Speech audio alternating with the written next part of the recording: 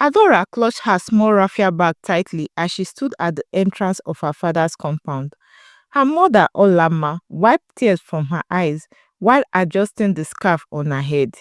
"Be strong, my daughter," she whispered, pressing a small bundle of money into Adora's palm. Adora was only 12 years old, but she understood too well what was happening. Since her father died, their lives had changed. Her uncle Unduka has taken over the family land, leaving Olama and her daughter with nothing. Now, Adora was being sent to the city to live with her father's sister, Aunt Ifeoma, a woman she had never met. The journey was long and bumpy, and when Adora finally arrived at Ifeoma's house in Enugu, she was exhausted. But instead of a well welcome, she received a sharp, suspicious look. "So you are the one?" Auntie Ifeoma said coolly, looking at her up and down. "I hope you are not here to be lazy." Adora swallowed the lump in her throat. Something about the way Auntie Ifeoma spoke made her shiver. Adora stood quietly as Aunt Ifeoma led her into the house. The house was big with shiny tiles and high ceilings, but it felt cold, like no love lived there. "You will wake up before dawn and clean this house," Auntie Ifeoma had ordered. "You will cook, wash clothes, and do whatever I ask. If you make any mistakes, you will regret it." Adora's heart pounded. She had hoped for kindness, but instead, she had walked into a nightmare. That night, she was given a tin mattress to sleep on in the kitchen. No pillow, no blankets. The floor was hard, and the night air was cold. She wrapped her arms around herself and tried not to cry. The next morning, before the sun even rose, she was shaken awake by Auntie Ifeoma. "Lazy girl, get up and start working." For weeks, Adora worked like a slave. She scrubbed the floors until her fingers hurt, cooked food that she was never allowed to eat, and carried heavy buckets of water. If she ever stopped to rest, Auntie Ifeoma's slap would remind her that she had no right to be tired. Days turned into weeks, and weeks into months. Adora had lost count of the number of times Auntie Ifeoma slapped her, insulted her, or made her go to bed hungry. She woke up before dawn and worked like a machine, scrubbing floors, washing clothes, and cooking food she was never allowed to taste. Her small hands became rough with blisters, and her feet were always sore. But what pained Adora the most was the way Auntie Ifeoma's children treated her. Chizoba, the eldest daughter, was only a few years older than Adora, but she acted like a queen. "Stupid village girl," she sneered, throwing her dirty clothes at Adora. "Wash this quickly, or I will tell Mama you stole something." Obinna, the youngest son, enjoyed kicking Adora's legs as she walked past. "You look like a house rat," he would laugh. Adora never complained. She knew there was no one to fight for her. Auntie Ifeoma has warned her on the first day. "If you ever tell anyone how I treat you, I will make sure your mother suffers too." So Adora swallowed her pain and continued walking. Adora's world was full of suffering. She worked from morning till night, and even when her small body begged for rest, she had no choice but to keep going. Her hands were always rough from washing clothes with cold water and strong soap. Her back ached from bending over to scrub floors. Her feet were cracked because she walked barefoot on the hard ground. But the worst pain was the one she carried inside. Every night, she lay on her tin mat in the cold kitchen, staring at the ceiling, wondering what she had done to deserve this life. Was it because her father had died? Was it because she was poor? She missed her mother terribly, but Auntie Ifeoma never let her call home. "Who will pay for the call? Eh?" she will snap. "Useless girl. Your mother should be thanking me for taking you in." Adora wanted to scream. She wanted to tell Auntie Ifeoma that she was not useless, that she was a human being with feelings, but she had learned that picking up only brought more pain. One evening, after washing a mountain of clothes, she made a mistake. She accidentally dropped a plate while serving Chizoba food. The plate shattered on the floor. Auntie Ifoma's eyes flashed with anger. Do you know how much that place cost? You good for nothing girl, she shouted. Before Adora could speak, a hot slap landed on her face, then another, and another. Adora did not cry. She had learned long ago that tears only made Aunt Ifeoma angrier. But as she lay on the cold kitchen floor that night, her cheeks burning from the slaps, she made a silent promise to herself. One day, this suffering will end. One day, I will be free. One afternoon, Adora was sent to buy vegetables from Mama Nedi, the old woman who sold foodstuffs down the street. The sun was hot, and her legs ached as she walked barefoot on the burning pavement. As she reached the small roadside store, she bent down to select some fresh ugu leaves, her fingers moving quickly. Are you new in this area? A soft voice asked. Adora looked up and saw a woman standing nearby. She was tall and graceful, with warm brown eyes and calm smile. She wore a beautiful Ankara dress and carried a leather bag. No, ma, Adora said quietly, keeping her head down. The woman studied her. What's your name? Adora. Adora, the woman repeated. Such a beautiful name. But why do you look so sad? Adora did not answer. She had learned never to talk about her suffering, but the woman did not stop. She bent down beside Adora and spoke gently. I see the way your hands are rough and your fists are clacked. You walk too much for a child your age. Adora's lips trembled, but she quickly pressed them together. The woman sighed. My name is Olachi. I live just a few streets away. If you ever need help, come to me. Adora nodded slowly, but she did not believe anyone could help her. As she walked back home carrying the vegetables, she thought about the kind stranger. Could Olachi really help her? Or would she disappear like every other small hope she had ever had? But for the first time in a long time, a small seed of hope had been planted in her. The next day, Adora's body ached more than usual. Auntie Ifeoma had beaten her again for forgetting to iron Obina's school uniform. She moved slowly as she swept the compound, her back sore, her hand weak. Just then, she heard a familiar voice. Adaora. She turned quickly and saw Olachi standing at the gate, holding a small nylon bag. Adora's heart pounded. What was she doing here? Auntie Ifeoma came out, eyeing Olachi suspiciously. Who are you looking for? Olachi smiled. Good afternoon, madam. I saw this young girl yesterday at the market and felt like blessing her with some fruits. She held up the bag, which was filled with fresh oranges and bananas. Auntie Ifeoma's face changed. Ah, thank you, my sister. You know, she is my late brother's daughter. I'm taking care of her out of the kindness of my heart. Adora wanted to scream, kindness. Olachi handed the bag to Adora and gave her a long, knowing look. Eat well, my dear. You need strength. Adora lowered her head. Thank you, ma. As Olachi turned to leave, she whispered, I will come again. That evening, Adora ate the fruit in secret, her heart beating fast. For the first time in a long time, she felt something warm inside her chest. Maybe, just maybe, fate had sent her a helper. Olachi could not get Adora off her mind. The girl's sunken eyes, her rough hands, and the fear in her voice all pointed to one thing: suffering. She decided she needed to find out the truth. The next afternoon, Olachi returned to Auntie Ifeoma's house. This time, she brought a bag of rice and some tins of milk.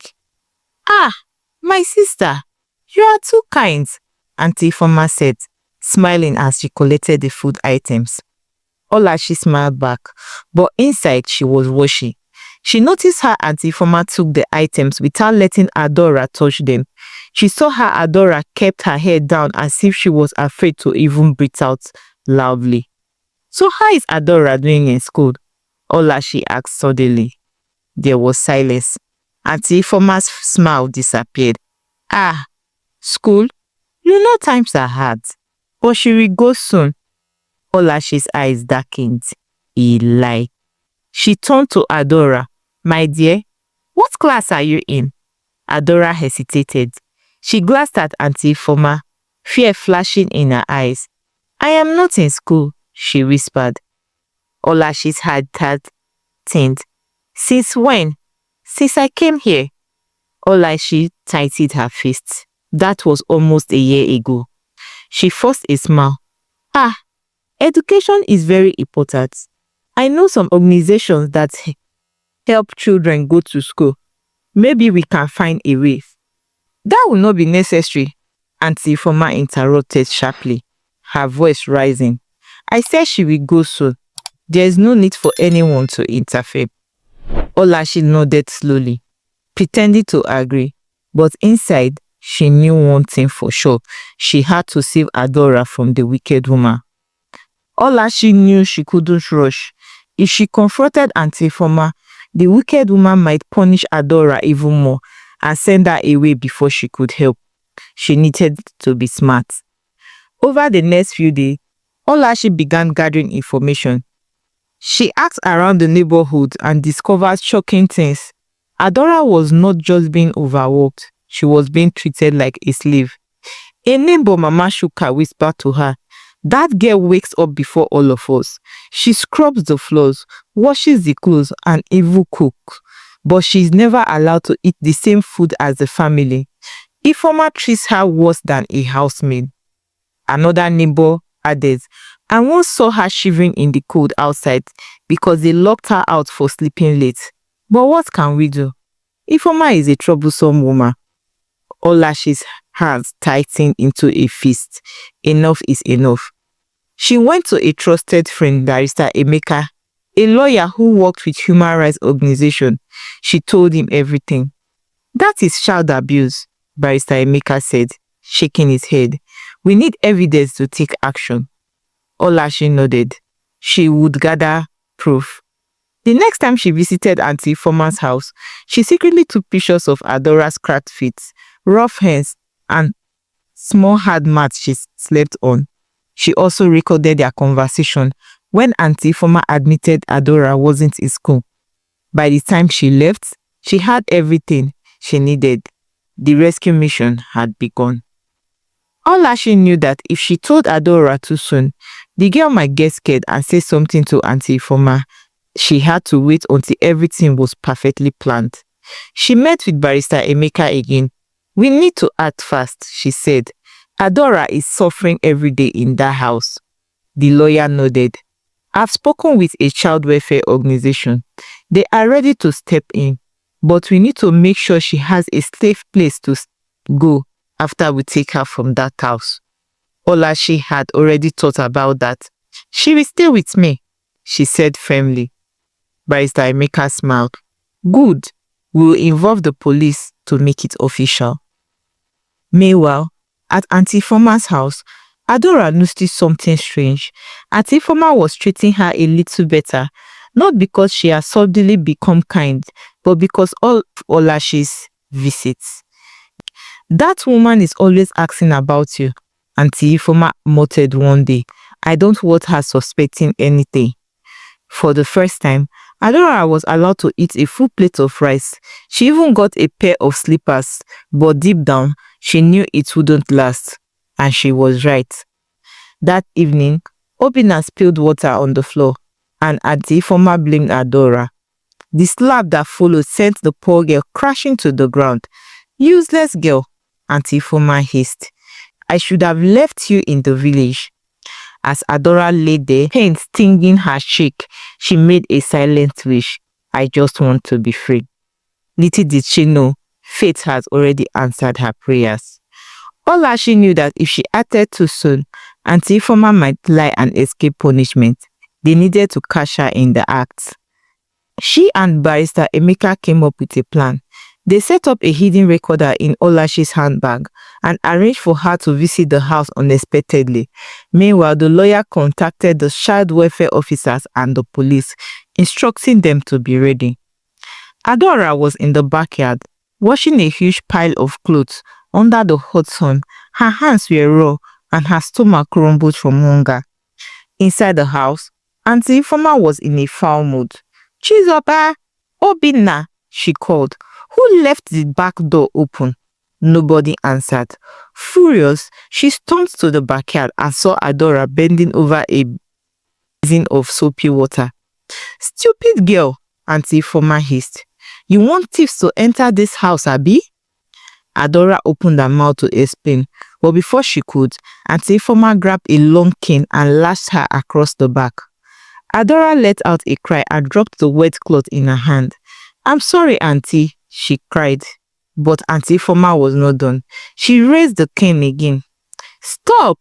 A sharp voice cut through the air. Auntie Ifeoma spun around and gasped. Olashi was standing at the gate, and she was not alone. Behind her were Barrister Emeka, 2 uniformed policemen and 2 welfare officers. Adora's eyes widened. Had help come finally? Auntie Ifeoma laughed nervously. Ah, my sister, it's not what it looks like. This girl is stubborn, and sometimes you need to discipline. Discipline? Olashi's voice shook with anger. You mean abusing a child, treating her worse than a slave? One of the welfare officers stepped forward. Madam, we have received reports of child abuse. We have evidence. Olashi's hidden recorder has captured everything. Auntie Ifeoma's insults, her confession that Adaora wasn't in school, and now this act of cruelty. The police officer pulled out a pair of handcuffs. You are under arrest for child abuse and endangerment. Auntie Ifeoma's face turned pale. No, no, this is my late brother's daughter. I was only taking care of her. Taking care of her? Olashi snapped. Look at her hands, her feet, her back. This is not care. This is wickedness. Tears filled Adora's eyes as one of the welfare officers gently took her hand. You are safe now, my dear, she said softly. As the police officers led Auntie Ifeoma away, the wicked woman screamed, Adaora, you are an ungrateful child. You will suffer. You will. Enough! The police officer backed. Get inside the van. For the first time in a long time, Adaora felt light, as if a heavy weight had been lifted from her chest. She turned to Olashi, her voice barely above a whisper. Am I really free? Olashi smiled warmly and hugged her. Yes, my dear, you are free. Tears ran down Adora's face. Fate has truly answered her prayers. For the first time in almost a year, Adaora woke up without fear. No harsh voice yelling her name, no ending shows waiting for her. She lay in a soft bed, covered with a warm blanket. The room smelled fresh, and the curtains danced with the morning breeze. She blinked, adjusting to the new reality. I'm no longer in Auntie Ifeoma's house. Good morning, my dear, Olashi said as she entered the room with a tray of steaming yam and egg sauce. How did you sleep? Adaora sat up quickly, unsure of what to say. I slept well. Olashi smiled and placed the tray on her lap. Eat, you need your strength. Adaora hesitated. She had never been served food like this before. She was always the one cooking and serving others. Her hands shook slightly as she picked up the spoon. You don't have to be afraid anymore, Olashi said gently, noticing an hesitation. This is your home now. Adaora took a bite. The soft yam melted in her mouth, and for the first time in a long time, she felt full, not just in her stomach, but in her heart. The next few days felt like a dream. She had warm baths instead of cold bucket washes. She ate full meals instead of scraps. She wore clean clothes instead of rags. Most importantly, she started smiling again. One morning, Olashi sat her down. Adaora, I've spoken with Barrister Emeka. We are going to enroll you in school. Adora's eyes widened. School? Yes, you deserve an education. You are a smart girl. Adora's heart raced. It felt too good to be true. But what if Auntie Ifeoma comes back for me? She whispered. Olashi's face hardened. She won't. The law is on your side. Adora nodded slowly, but deep inside, a small fear still lingered. Would fate finally let her be happy, or was there another storm coming? Adora stood in the front of the school gate, her heart pounding like a talking drum. Children in neat uniforms walked past her, laughing and chatting. Some carried books, others played as they made their way to their class. Olachi placed a reassuring hand on her shoulder. "You'll be fine, my dear. Just do your best." Adora swallowed hard and nodded, but deep down, she wasn't sure. The moment she stepped into the class, she felt like she did belong. "Class, we have a new student," the teacher announced. "Her name is Adaora. Please make her feel welcome." Adaora lowered her gaze as all eyes turned to her. Some students whispered, while others giggled. She slowly walked to an empty seat at the back and she sat down. Then lesson started. The teacher wrote a long math problem on the board. "Who can solve this?" Adora stared at the numbers, confused. The other students raised their hands eagerly, but she had no idea what to do. She had missed almost a whole year of school because of Aunt Ifeoma. Everything felt strange, difficult, and overwhelming. "Do you know the answer?" a girl beside her whispered. Adora shook her head. The girl sighed. "You are going to fail." Tears gathered Adora's eyes, but she blinked them away. She didn't want to cry. Not here. When she got home, she sat quietly, staring at her books. Olachi noticed her silence. "What's wrong, Adora?" Adora hesitated, then mumbled, "School is hard. I don't understand anything." Olachi knelt beside her. "It's okay. You have missed a whole lot, but that doesn't mean you can't learn. We'll take it one step at a time." Adora looked up. "Really?" "Yes," Olachi said, smiling. "I will get you a tutor, and I will help you myself." Adora nodded slowly. Maybe school wasn't impossible after all.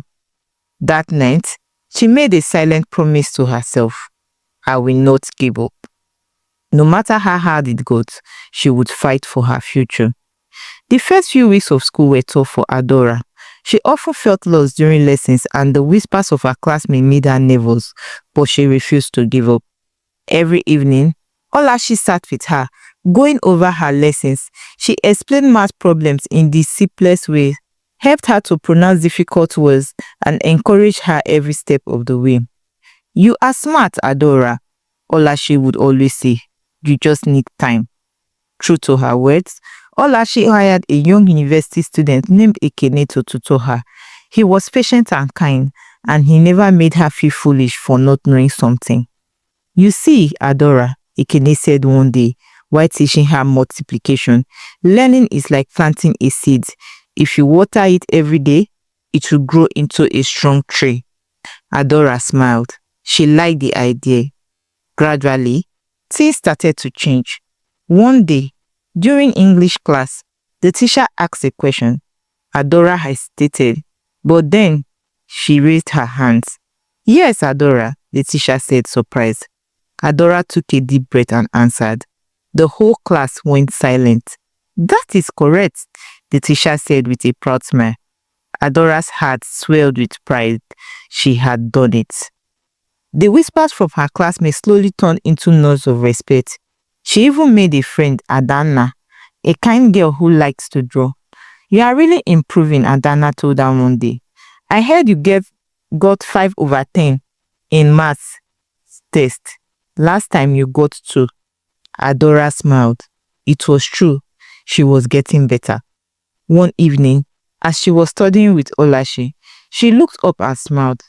"Auntie Olachi, I love school now." Olachi laughed. "That's my girl." For the first time in a long time, Adora felt something she had forgotten existed: hope. She was no longer the helpless girl who scrubbed floors and cried herself to sleep. She was Adora, the girl with a future. Adora sat at the wooden desk in her room, flipping through the pages of her exercise books. A year ago, she never imagined she would have her own books, her own space, and the freedom to learn. But here she was. Olashi entered the room and found her deep in thought. Adora, is everything okay? Adora nodded slowly. Auntie Olashi, I want to be the best in my class. Olashi smiled, her eyes shining with pride.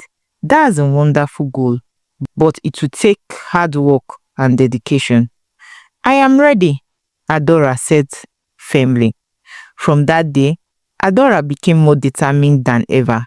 She woke up earlier to study before school, stayed behind to ask her teachers questions, and spent her evenings practicing math problems and writing essays. Her tutor, Ekene, noticed her dedication. You are improving so fast, Adora, he said. At this rate, you might even win the school's academic competition next term. Adora's eyes widened. There is a competition? Yes, Ekene said. The best students from each class compete, and the winner gets a scholarship for further studies. Adora's heart pounded with excitement. A scholarship that could change her life forever. That night, as she lay in bed, she whispered to herself, I will win that competition. But not everyone believed in her. Do you think you can win? A boy in her class, Osita sneered. You are just a girl who struggled to even read properly a few months ago. Adora tightened her fist, but refused to let his words shake her. She had come too far to give up now. Instead of feeling discouraged, she let his words fuel her determination. I will prove them wrong, she thought. She had a goal now, to be the best, to win the competition, and to create a future for herself. She didn't know what challenges lay ahead, but one thing was certain. She was ready to fight for her dream.